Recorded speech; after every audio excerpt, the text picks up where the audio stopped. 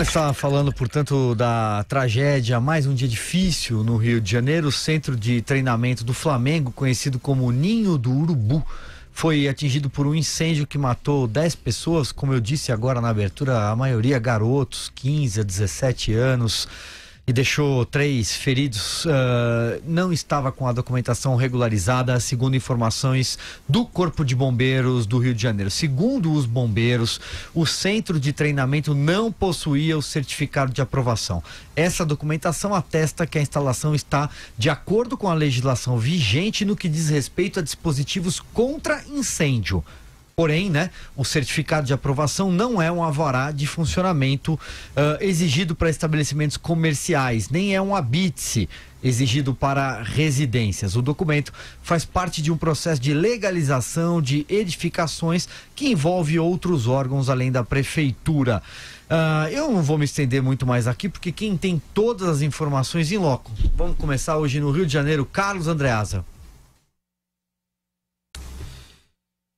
Eu queria começar essa reflexão pensando na condição humana e na efemeridade da vida, né? Eram crianças, 15, 16, 17 anos. Eu me lembro quando eu tinha essa idade, eu só queria jogar bola. Só queria chutar bola. No Flamengo, muitas vezes, onde eu joguei futebol de salão. Não nesse CT, evidentemente, nem existia. Mas no clube de regatas do Flamengo. E aí eu penso em crianças jovens, moleques, no melhor sentido da palavra, dormindo. E de repente mortos pelo fogo, né? Sem ter como reagir. Então, é muito duro. Um dia difícil. Eu conheço relativamente bem aquele centro de treinamento. O Flamengo adquiriu aquele terreno nos anos 80, na gestão do presidente Jorge Elal, que dá nome ao complexo. E aquilo ficou abandonado, historicamente, uma promessa. Nos anos 2000, não sei precisar muito bem, começou a se preparar alguma coisa ali, fazer campos, e se montou uma estrutura provisória, modesta e, evidentemente, precária, para o uso do futebol profissional, através de containers mesmo. Então, os jogadores treinavam ali, os campos têm excelente qualidade, tinham naquela ocasião e tem até hoje, e quando o treino era em 2 períodos, eles descansavam nesses containers. E o refeitório era lá, e a sala de musculação era lá, e as entrevistas coletivas eram feitas nesses containers. São estruturas de natureza provisória. Elas não podem ser, por natureza, permanentes. Mas foram usadas durante muitos anos. Depois, recentemente, esse centro de treinamento foi muito modernizado, uma obra realmente extraordinária para o departamento de futebol profissional. Espetacular as instalações. E essa estrutura antiga, o velho CT, esses módulos passaram a ser usados pelas categorias de base. Há quem diga que a coisa estava em bom estado. Bom estado para um container. Esse é o ponto. A investigação criminal tem de ser feita, mas é claro que o Flamengo tem responsabilidade. São coisas diferentes. Culpabilidade e responsabilidade. Estou falando de responsabilidade direta. O presidente Rodolfo Landim foi bem nesse sentido, verbalmente. Assumiu a responsabilidade do Flamengo de maneira muito sóbria.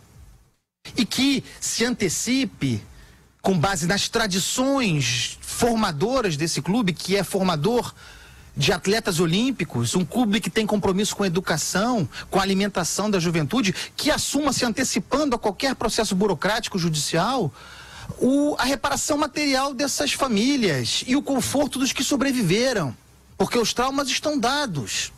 É o que se espera do Flamengo imediatamente, mas a responsabilidade é do clube pelo qual eu torço.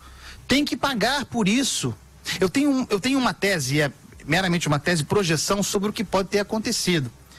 Choveu muito no Rio, nós falamos aqui, a calamidade do Rio de Janeiro, o Rio, ventos quase furacão, muita chuva. É possível que essas estruturas, no dia anterior, tenham acumulado água. Essas estruturas não têm capacidade de escoamento. É possível, portanto, que água tenha entrado nesses containers e entrado nas instalações elétricas, porque, repito, são containers. E aí, o uso do ar-condicionado à noite, com essa água de repente represada ali, alguma situação pré-pane, teria resultado numa espécie de curto num ar-condicionado. Tudo indica, a perícia foi feita, logo saberemos o que aconteceu, que resultou nessa tragédia. E vejam, sob o calor intenso, vejam o que acontece com um container. É impossível abrir uma porta, tudo fica empenado. Essas crianças ficaram presas, confinadas numa espécie de presídio, sob chamas. É evidente que o Flamengo é responsável por isso e tem que assumir publicamente, exemplarmente, a sua responsabilidade. Como grande instituição que é, se o presidente diz que a maior tragédia da história do clube, e é preciso reagir à altura desta tragédia e das tradições do clube. Estimulando a investigação, abrindo tudo quanto seja possível, assumindo os seus erros, reparando materialmente as famílias, cuidando dos sobreviventes, sendo mais Flamengo do que nunca. Vera Magalhães. Pois é, Silvio, eu acho que a Andreasa falou bastante sobre o caso em si, que é muito triste, né, para todos nós que, assim, temos filhos, acompanhamos esporte, sabemos como esses meninos provavelmente mudavam a vida da família deles.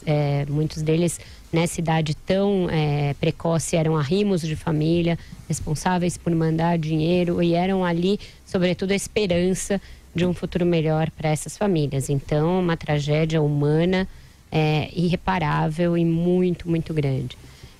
Mas ela vindo na esteira desses acontecimentos desse 2019, ainda tão inicial, o resultado é um país que vive de gambiarra, né? Um país que vive de puxadinho em puxadinho, puxadinhos que põem em risco a vida das pessoas, em última instância. Não é que eles podem causar tragédias que têm grandes consequências econômicas, não é só que podem causar tragédias que têm grandes consequências do ponto de vista da mobilidade da cidade, eles podem causar tragédias que são perdas humanas de grande quantidade e irreparáveis.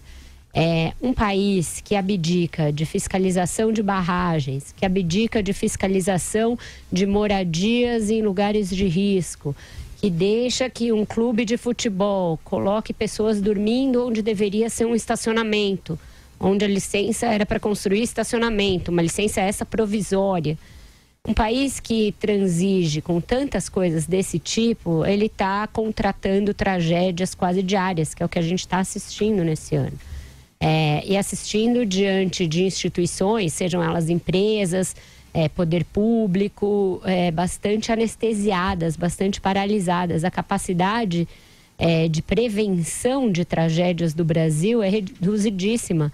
A gente, diante daquele viaduto que caiu e felizmente não matou ninguém aqui em São Paulo, veio a saber que as pontes e os viadutos estão quase todos colapsando aqui. Aí sim, podendo causar mais uma tragédia que a gente vê em filme de apocalipse, em filme catástrofe. O Brasil está vivendo um filme catástrofe por dia, praticamente, em 2019. E isso para um país que se quer um candidato a país desenvolvido, um país em desenvolvimento, na verdade mostra que a gente está andando para trás em termos civilizatórios, em termos de marcos de regulação, em termos de educação, em termos de cuidado com a vida das pessoas, que é disso que se trata em última instância. Então é muito preocupante, é muito desanimador você viver e trabalhar num país em que a gente tem que discutir esse tipo de notícia tão simples, tão primária. Um clube que quer formar atletas, um clube que quer formar campeões, que tem compromisso com a educação, poria esses jovens dormindo num lugar que tivesse o mínimo de condição de combate a incêndio, inclusive, né? A gente, quando vai num filme, assiste toda aquela preleção sobre saídas de emergência, onde estavam as saídas de emergência, onde estavam os extintores, onde estavam alarmes para soar, onde estava aquela água que dispara ao primeiro sinal de fumaça ou de fogo. Aparentemente nada disso, né? Nada disso. O nome é Sprinklers. Pois é. Vai lá, Joel. Pois é. Toda morte humana, evidentemente, é uma tragédia. A morte de uma criança ou jovem, então, é uma coisa ainda mais triste por todo o futuro que essa pessoa tinha pela frente. E aqui, especificamente, lidando ainda com o futebol, né? O que significa para milhões de jovens brasileiros o futebol? Milhões de jovens, um país de uma desigualdade de renda, uma desigualdade de riqueza como é o Brasil, e o futebol como esse sonho, o lugar, o caminho possível para a ascensão econômica, para você resolver a vida da sua família, para você atingir o reconhecimento público. O futebol concentra tantos sonhos e tantas aspirações. E justo nele, jovens sonhando com isso, jovens perseguindo esse grande ideal de vida, essa grande aspiração, tendo sua vida ceifada dessa maneira tão trágica, tão cruel, com tanto sofrimento. Pensando nas famílias destroçadas com essas mortes agora, é realmente não só uma questão numérica, não só uma questão do número de mortos, mas o significado disso em si, você olhar para as fotos dessas pessoas, é uma coisa, realmente é muito triste. E é um efeito, é um resultado de um país que parece que não é incapaz de investir no seu futuro.